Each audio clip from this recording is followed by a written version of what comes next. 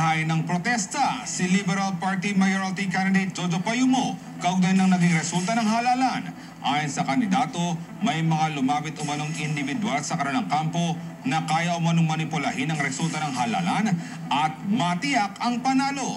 Kasama sa pagbabalita, alerto alisto si Justin Dizon. Nagsampa rin ng election protest nitong Lunes ng hapon si board member at Liberal Party Mayoralty Candidate ng Dinalupihan Bataan na si Jose Alejandro Jojo Payumo. Kagaya ng naunang 5 kandidatong nagsampa ng election protest, naniniwala rin si Payumo na nagkaroon ng makabagong uri ng dayaan nitong katatapos na eleksyon na nagpanalo sa kani-kanilang katunggali.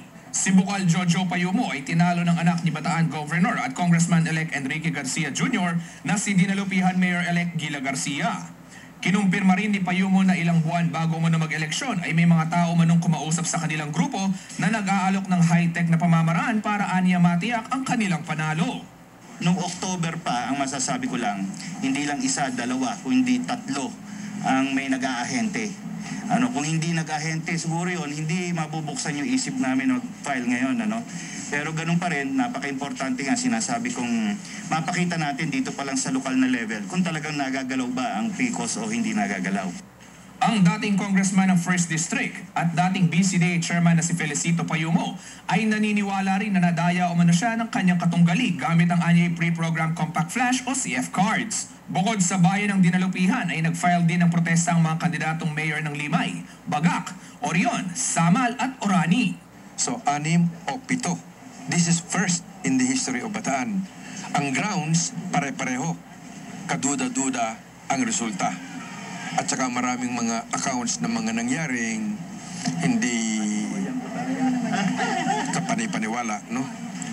Ngayon, ang hiling ay bilangin ang mga balota ng mano-mano at ikukumpara sa transmitted results ng PCOS. Samantala, ayon naman kay Catalina Sadsad, isang botante sa Dinalupihan, maging siya umano ay hindi makapaniwala sa nasaksihang resulta ng nagdaang halalan. Ikumpara mo sa nakaraang mga previous na election, ito na yung pinaka talagang masamang nangyari. Kasi hindi na kami naniniwala doon sa sinasabi na straight voting, na ganun kadami.